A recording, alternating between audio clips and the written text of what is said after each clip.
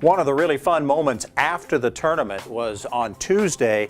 The golf course was left alone pretty much. I mean, they cut the greens, but they didn't roll them, but they left the pins in the Sunday So you got spot. the Sunday pin placements. And I was with a group where the guy put the ball in the bunker at 18, right where Matt Kuchar got to hit the shot. I think it's going to be called the shot for a long time. How did he hit it?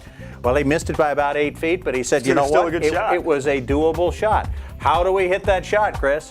Well, you know, one of the things I think it's important to understand is when we get into a bunker, and we're going to assume that, and Matt did have a pretty good lie in there, the ball wasn't buried, that you've got to decide right away what you're going to do. Are you going to hit a shot that's going to release when it hits on the green and kind of run toward the hole, or are you going to hit something that kind of hits and stops pretty quick? And as we watched Matt, it was pretty evident by what I saw, the way he set up and the way he hit it, and obviously the way the ball came out and went in the hole, that he was hitting a little bit more of what we call a chunk and run shot.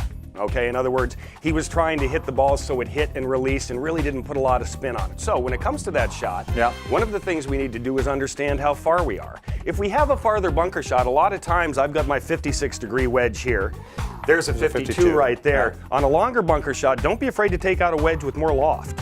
Or I mean less loft, I'm sorry, 52 degrees, so it's going to go a little bit farther when you hit it. But with the shot where we're trying to get it to run, here's the difference. With a regular wedge shot, we take the club and we like to open the face up a little bit.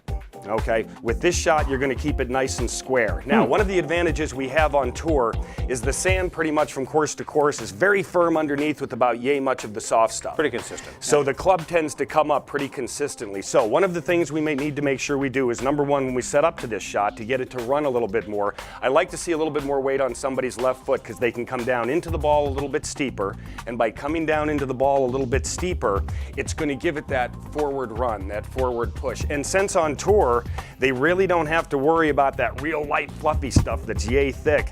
They can count on that club going down into the sand, and when it hits that firmer level underneath, it kind of comes back up.